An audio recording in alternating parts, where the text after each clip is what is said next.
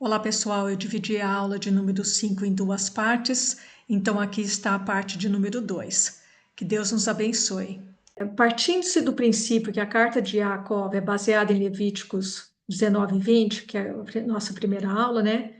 E que nesses dois capítulos Deus se autodenomina Eu, o Senhor vosso Deus, sou santo, no capítulo 19 e 20 de Levíticos, ele fala 20 vezes isso. Eu, literalmente, eu, o Senhor vosso Deus, sou santo, ou eu sou o Senhor vosso Deus. Vemos que quando há pecado, há separação de nosso Senhor que é santo. E as consequências do pecado são diferentes, mas qualquer pecado nos separa do Senhor. Então, voltando no versículo anterior, né, obviamente, se a gente faz qualquer transgressão, porque Deus é tão santo, tão separado, tão o outro, isso vai causar uma separação. Mas mesmo ali no Velho Testamento, que a gente chama, né, no Tanar, mesmo ali, o Deus deu uma maneira para que nós pudéssemos nos arrepender, que era através dos sacrifícios. Eu não vou falar sobre isso aqui, porque isso dá um curso inteiro, mas as pessoas, quando elas se arrependiam, elas iam lá, levavam o seu cordeiro, levavam a sua pombinha, levavam, né, o sacrifício, e ali era imputado a culpa. E se pressupõe que a pessoa só fazia isso quando havia arrependimento. Então, por quê? Para que houvesse essa maneira de aproximação entre Deus e o homem, porque sem derramamento de sangue não há remissão de pecados. Mas a consequência do pecado é diferente, a gente sabe disso, naturalmente falando. Se eu mentir uma coisa, a gente fala, né, lá nos Estados Unidos que fala uma mentira branca, uma coisinha, né? Ela não pode ser comparada com um assassinato, por causa da consequência, mas ela nos separa de Deus da mesma maneira. Ok, então vamos prosseguir para o Tiago 2, 12 e 13. Continuem falando e agindo como pessoas que são julgadas por uma Torá que concede liberdade, porque o juízo será sem misericórdia para quem não tiver demonstrado misericórdia. Entretanto, a misericórdia triunfa sobre o juízo. Aleluia.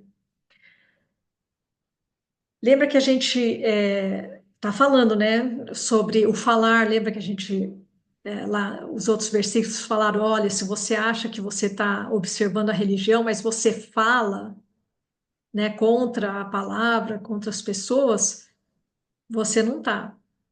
E agindo porque a fé sem obras é morta. Ele vai falar sobre isso ali mais para frente. Então ele está continuando no mesmo, na mesma caminhada, né, que ele começou antes. Então continuem falando e agindo como pessoas que serão julgadas por uma Torá que concede liberdade. Porque, é como a gente tem dito, se a gente está numa boa, a gente não está fazendo nada de errado, a lei está lá. Ela não Para a gente, ela não é que ela não é importante, ela não nos, ela não nos ofende, ela não nos preocupa, porque eu não estou fazendo nada de errado.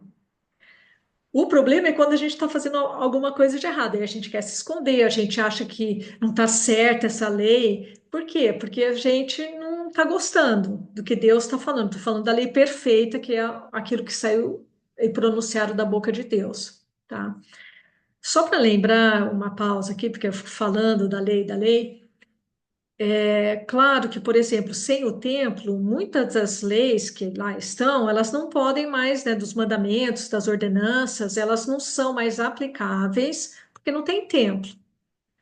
Então, tem algumas coisas que não são aplicáveis. Contudo, o povo judeu, eles fazem umas acomodações para algumas dessas coisas, mas a coisa mais importante é o espírito da lei. É o que estava no coração de Deus quando ele deu essas cercas para nós, tá? Mas vamos prosseguir. Em Jeremias 9:24, olha o que diz: mas permitam aquele que se gloria, gloriar-se nisto, que ele me conheça e saiba que eu sou o Senhor. olha a sequência que Deus falou lá no Velho Testamento, que faço misericórdia, juízo e justiça na terra, pois nestas coisas me deleito, diz o Senhor. Então, novamente, isso aí eu tenho quase toda certeza, não posso ter certeza absoluta, que quando Yaakov escreveu esse versículo, ele provavelmente pensou nesse versículo de Jeremias, porque já começa com a misericórdia. Mas isso é especulação da minha parte, tá? Mas só para a gente ver que essa noção, né? Porque tem muita gente que fala, o Deus do Velho Testamento é carrancudo, é só, né, coisa ruim. E aí a gente vê que ele é misericordioso, ele é o mesmo Deus ontem, hoje, eternamente. Não há nele sombra nem variação, como o Tiago disse ali para cima, nos versículos em um dos versículos anteriores.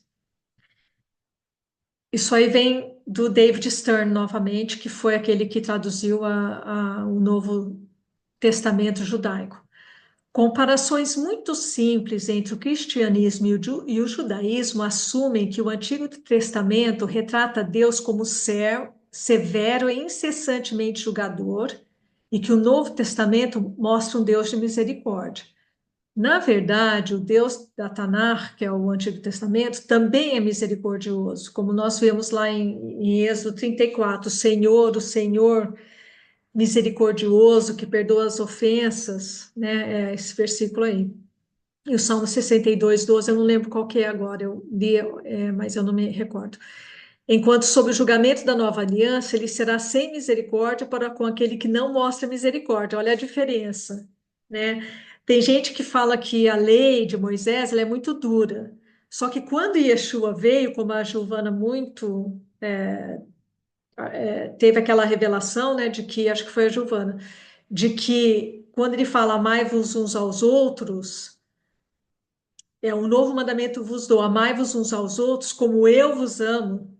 Então, quer dizer, ele já não é como você ama a si mesmo, é como eu vos amo, já é uma lá em cima. Então, é muito mais difícil, né? A Eusei, foi a Eusei que falou, desculpa. Obrigada, Jace. Que teve essa revelação que eu achei maravilhosa também. Aqui é a mesma coisa, o Deus do Velho Testamento, né, do Tanar, ele é um Deus misericordioso, só que aqui ele já vai mostrando que ele vai mostrar misericórdia, mas você também tem que mostrar misericórdia. Então ele vai elevando, né? Por quê? Porque ele está mostrando o espírito da lei. É mais difícil, é que nem Jesus falou: olha, se você chamar um irmão teu de tolo, você já está cometendo assassinato. E se você só pensar na tua cabeça que se você está com uma mulher, né, que você quer estar com ela, tá, você já cometeu adultério. Quer dizer, ele já é um nível superior, vamos assim dizer, de rigidez. Não tem nada a ver com isso, né? Como a gente está falando, é o espírito da lei. Mas é interessante quando as pessoas comparam, porque o Antigo Testamento Deus era muito duro e agora ele é diferente, que não é bem assim. Então eu gostei muito desse comentário. E só um momento aqui. O Salmo 62, 12. A ti também, Senhor, pertence a misericórdia, pois retribuirás a cada um segundo a sua obra. Obrigada. É isso aí. Então, Tiago, ensina que o julgamento adverso de Deus pode ser retirado se usarmos de misericórdia. Olha que coisa maravilhosa. O amor que ele fala lá no verso 8. Para com os outros, assim como ele é misericordioso para conosco. É incrível isso, porque eu acho que se Deus só fosse misericórdia, então infringiria no juízo, na justiça. Então há um equilíbrio, mas ele sempre prefere começar na misericórdia. Ou seja, na minha interpretação, está nos mostrando o espírito da lei, que Deus quer que a gente use de misericórdia, que a gente aprenda com ele de usar de misericórdia. De vez em quando eu penso assim, especialmente quando eu tenho que ligar para alguém, alguma companhia, porque eles fizeram alguma coisa errada, minha conta está errada, eles, né, tem que ligar para o call center. Eu já tive que me arrepender muito de tratar mal as pessoas no call center. Até outro dia eu estava dirigindo, lembrei de um episódio, comecei a orar, e, Senhor, abençoa, anos atrás, falei, Senhor, abençoa essa pessoa onde que ela esteja, porque o jeito que eu a tratei não é bom, não foi bom. Me arrependo mesmo. Mas, enfim, quando eu vou fazer, porque eu já sei que como é, né? Eu falo, ok, Senhor, me ajuda, me lembra, né, a ter misericórdia, porque eu já errei tantas vezes também, já fiz coisa errada, já, né, como terapeuta, falei, eu não sei quantas mil vezes eu coloquei duas pessoas no mesmo horário, uma vez eu coloquei três pessoas, eu consegui colocar três pessoas no mesmo horário. É, então, quando alguém faz alguma coisa assim comigo, você fica irritado, que você sabe que vai demorar tempo, eu falo, ok. Meus clientes foram de muita misericórdia, foi muito interessante. Eles conversavam entre si para ver quem está precisando mais. É, eu nunca, é só uma vez que as pessoas não saíram bem, ficaram irritadas comigo, mas as outras vezes os meus clientes foram de tanta misericórdia, eles decidiram entre si quem precisava mais e depois eu acertei o resto. Então é importante isso, né? Eu sempre lembro, ok, lembra de usar de misericórdia com as pessoas que erram com a gente, né? Porque é muito fácil ficar aqui, mas eu preciso de muita misericórdia, porque eu pequei muito nesse sentido no passado. Eu tento hoje ser melhor em relação a isso. E seguindo então, não, a Jazz falou, pensei que eles decidiram qual que ia ser atendido. Eles foram muito, uau, glória a Deus, que Deus os abençoe. Ah, é isso aí. Então, em Jeremias 9:24 diz assim: Mas permitam aquele que se glorie, eu vou repetir, né? Glorie-se nisto, que ele me reconheça a Deus, né? E saiba que eu sou o Senhor, que faço misericórdia, justiça e juízo na terra. Pois nestas coisas me deleito, diz o Senhor. Amém. Esse é a mesma coisa. Desculpa aí. A misericórdia triunfa sobre o juízo, graças a Deus. Que a gente gosta de misericórdia quando é pra gente, né? Então eu oro para que Deus me ajude a gostar de misericórdia quando é para os outros também. Porque no fim todo mundo acaba ganhando, né? Tiago 2:14 a 17. De que adianta, meus irmãos, alguém dizer que tem fé se não tiver ações que a comprovem? Aí está o Jacob, o Tiago, de novo falando sobre isso. Então, de que adianta, meus irmãos, alguém dizer que não tiver ações ou obras que a comprovem? Esse tipo de fé é capaz de salvar? Suponham que o irmão ou uma irmã não disponha de roupas e do alimento diário e alguém lhe diga: Shalom, aqueça-se e se alimente bem, sem lhe dar nada do que necessita. Que bem há nisso? Da mesma forma, a fé por si mesmo, se não for acompanhada de ações ou de obras, está morta. Isso é super, ultra importante. Eu estou participando, sou membro de uma congregação aqui que está começou o ano passado. E esse pastor ele é um pastor com muitas experiências, mas ele está começando uma congregação mais com essas raízes judaicas. Então ele está recebendo muita ajuda, mentoria do Rabino Marcelo Guimarães de Belo Horizonte. E o pastor estava conversando conosco sobre isso aqui. Ele falou assim: toda vez que eu converso com o Rabino Marcelo, ele não fala assim, eu vou orar quando eu tenho uma necessidade, alguma coisa, ele não fala assim, eu vou orar por você. Ele mobiliza para ver o que ele pode fazer para ajudar. Ele nem fala, eu vou orar por você, porque isso aí assim, é óbvio que eu vou orar com você, eu sou teu mentor, né? Então ele já começa a ver, ok, como que a gente pode mobilizar as pessoas, o que quer que seja, para que a necessidade seja alcançada, seja suprida. E isso é bem judaico, é uma coisa bem judaica. Tanto que eu estava pensando sobre isso, por exemplo, entre os judeus que temem a Deus, eles têm as orações dele, as orações, a maioria das orações são dos salmos, são das escrituras, e eles são pessoas que fazem, eles ajudam, estão sempre fazendo atos de caridade, né, que a gente falou semana passada, que é de tzedakah, atos de justiça. Eles fazem, eles não ficam só na oração. Então, muitas coisas que nem a gente faz, né, que nem cristão, a gente vai orar. Eu vejo isso até nas reuniões de oração com o pessoal lá de Israel. Olha, ora por mim, porque eu vou fazer uma cirurgia tal. Ok, aí o pessoal começa. Quem que vai te levar? Quem que vai te buscar? Quem que vai cozinhar para você? Então, é muito bom ver isso. E, ok, eu vou perguntar para alguém, eu não posso ir, mas vou perguntar para uma amiga minha se ela pode ir, você conhece a fulano? E aí vai. Isso é muito comum. Eu acho lindo isso.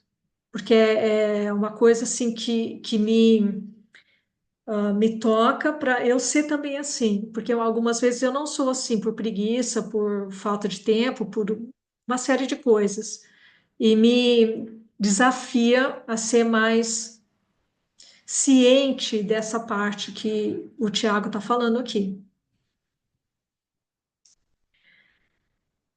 Então, aqui, não só nesse versículo que a gente acabou de ler, mas nesses outros versículos aqui do livro de Tiago, a palavra obras ou ações, essa Bíblia judaica, ela fala obras, fala ações, mas na maioria das outras é obra. Essa palavra é ergon em grego. E ela tem várias nuances, né? Como qualquer palavra, que é um adjetivo, que é um verbo, tal. Eu não sei, eu não conheço grego, então não posso te dizer as formas delas, mas enfim, então ela pode ser traduzida como ergon, ergóis, erga, é tudo derivado dessa palavra ergon. E elas foram utilizadas para traduzir várias palavras hebraicas na Septuaginta.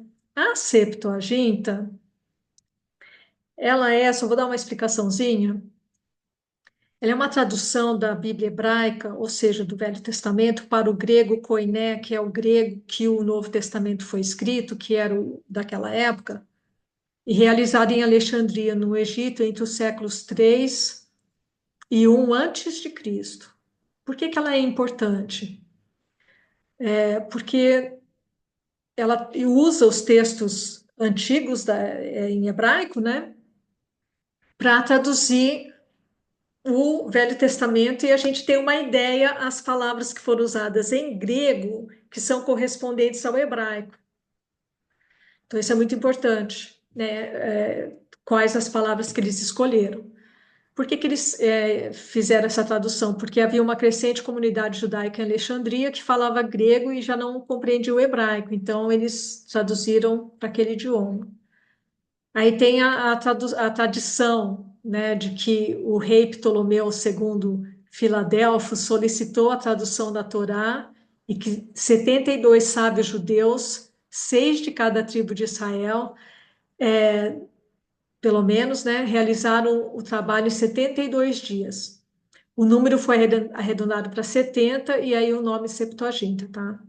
E acredita-se que a tradução ocorreu em etapas, na realidade, ao longo de vários séculos. Mas só para vocês saberem por que que ela é importante.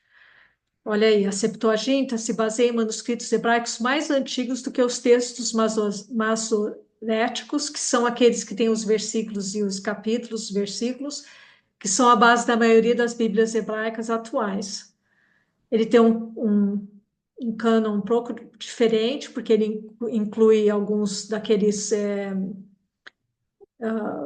apócrifos, né?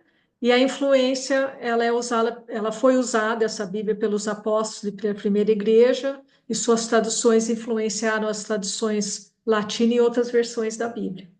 Mas aguenta aí, porque há uma razão porque eu mencionei a Septuaginta, tá?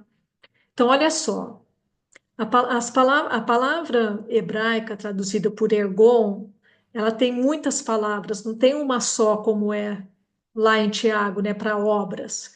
Então, por exemplo, fazer algo, assar ou maaser, né? Então, em Êxodo 35, 33, eles falam sobre se eu não me engano, aqui está falando sobre a construção do tabernáculo. Não trabalhar no Shabat é um outro verbo, que é malachá, que é trabalhar com as mãos. E só que todos eles, o mais importante que eu estou falando isso, todas essas coisas, é que tem sempre uma ação. Por que que eu estou conectando isso com o Tanar, com o Velho Testamento? Porque ergon, obras, tem sempre a ver com ação. Olha só em Abacuque 1:5. Vede entre os pagãos e observai, maravilhai-vos e admirai-vos, pois eu realizarei uma obra em vossos dias que não creeis quando for contada a vós. Essa já é uma outra palavra, poal, poel, uma obra que vai ser forjada, né? Então, olha só, este verbo hebraico é usado para descrever uma ação ou algum tipo de trabalho ou iniciativa de uma pessoa. É uma palavra muito comum, muito usada, tanto no hebraico bíblico como no hebraico moderno. Um trabalhador ou operário é um poal, né, que nem está aqui. Poel, poal, poel. É um trabalhador. Portanto, aqui ergon ou erga, né, refere-se a uma ação que é tomada, embora aqui pelo Todo-Poderoso, por exemplo, em Jeremias 10:9, tem um uso semelhante de erga no contexto desse versículo. Eles trazem prata batida de Tarsis e ouro de Ufaz, o trabalho de um operário e das mãos de fundição. Desculpa, eu fiz algum erro aqui. Esse é o Jeremias 10:9, né? Essa parte aqui eu fiz errado, desculpa. Um momentinho. Ele estava eu cortei errado aqui essa parte. Mas, enfim, o importante é a gente saber que é ação, tá? Então, porque fala, fé sem obras é morta. A fé tem que ter ação. E é o mais importante de tudo isso aqui, todo esse floreamento, vamos assim dizer, essas explicações, é essa. É a coisa mais importante. Ah, é porque eu tinha que ter. Mas, enfim, esse aqui é o Rabino David Friedman, que a gente tem usado para. Ele falando. Por que que é importante frisar essas comparações com a Tanar? É importante porque, especialmente, o Martinho Lutero considerou, olha só que interessante isso, a Epístola de Tiago como uma carta de palha. Ele fala. Quando Lutero fala de Tiago como uma epístola de palha, ele simplesmente quer dizer que ela não possui a palavra do Evangelho de Deus com a pureza e os outros escritos que o Novo Testamento possui. Não que a carta seja inútil. A palha, afinal, não destrói o fundamento. Ela não fortalece esse fundamento e, em última análise, não durará. É isso que ele pensava. Por quê? Porque quando ele escreveu lá os seus artigos de fé, o principal é que a gente é salvo pela graça.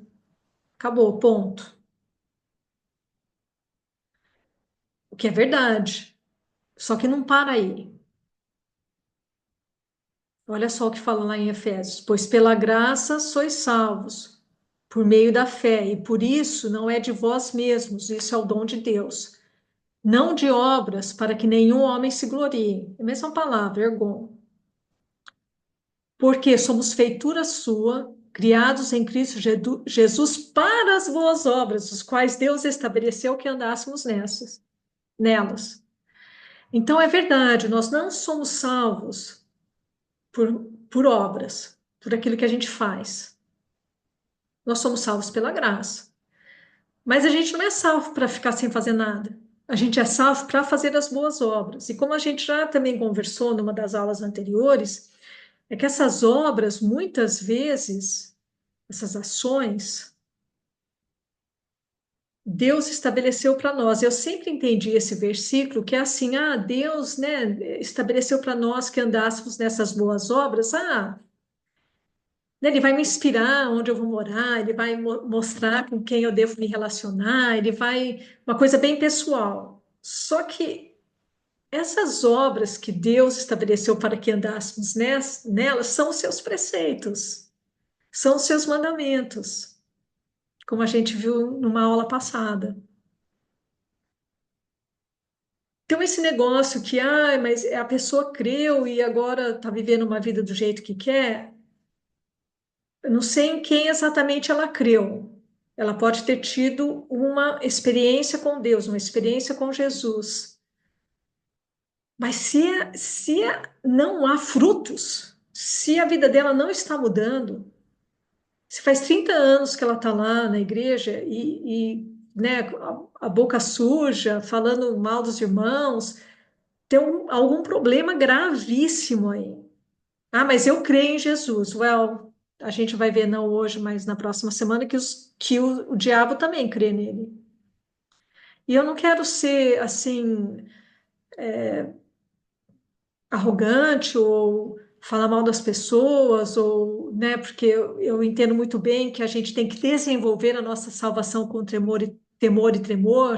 A Jássia é uma amiga muito íntima minha, eu já falei, chorei com ela 1000 vezes, não acredito, Jássia tem 58 anos e ainda estou aqui, fazendo a mesma coisa que eu estava fazendo quando a gente era adolescente. Não estou falando disso, eu estou falando de pessoas que dizem que creem, mas só tem fé, mas não tem obra. Não existe isso. Na economia de Deus, na cabeça de Deus, isso não existe. Não é por isso que ele aliás, até as pessoas que fazem algumas dessas coisas, né, expulsam demônios e tal, né, nós profetizamos em teu nome, expulsamos demônio em teu nome, e ele fala, eu não conheço vocês. Por que será que ele fala isso? Será que essas pessoas andaram nas boas obras que Deus estabeleceu de antemão para que nós andássemos nelas, né? Então, isso é algo assim super importante. Eu não estou falando, se eu pecar, eu vou perder minha salvação. Gente, não é tudo ou nada. Muito importante isso. Mas a fé sem obra, ela é morta. E eu discordo 100% com o Martinho Lutero, de que essa é uma epístola de palha. É importantíssimo isso, senão não faz nem sentido, né? Outro versículo que ele usa muito, que muitos cristãos também usam, né, porque não querem estar com o peso da lei, né? Em Romanos 3:28, que fala, portanto, concluímos que o homem é justificado pela fé sem as obras da lei. Ok? Eu concordo. Olha, o David Stern, que é o que traduziu a Bíblia Judaica completa, ele traduz esse versículo dessa maneira. Diz assim, olha, portanto, afirmamos o conceito de que a pessoa deve ser considerada justa por Deus com base na confiança, na fé, que nada tem a ver em comum com a guarda legalista dos mandamentos da Torá. Ele traduz, ele faz uma explicação, na realidade, nesse versículo. Por que ele faz isso? Ele explica, aliás, no começo da Bíblia, né, sobre o porquê que ele faz isso. Porque ele decidiu traduzir o Novo Testamento não de uma forma palavra por palavra, é uma forma dinâmica, com o espírito da lei. Ele se deu a permissão de fazer isso. E para mim faz todo sentido, me ajuda a entender. Porque é realmente, nós somos salvos e nos tornamos justos somente através de Yeshua, não tem como, a gente sabe disso. Só que, e não é pelas obras da lei, como está escrito aqui, mas aí ele fala, né, a gente não é salvo por causa dessa guarda legalista dos mandamentos da Torá, a gente é salvo através da graça, ok. Só que a gente é salvo para as boas obras. Então, eu estou compartilhando aqui esse versículo porque ele é tão diferente do de cima. O de cima, na realidade, ele é mais fiel ao original. O de baixo é o espírito da lei. Então, ele está extrapolando, e sim, está, e ele assume isso na sua tradução, mas só para vocês terem uma ideia. E é isso, aquela senhora é a Shara, depois que eu falei do David Stern e o David Friedman, mas aí quando vocês relerem, né, vocês vão ver, vocês podem descer aqui embaixo e ver quem falou o quê. E é isso, queridas.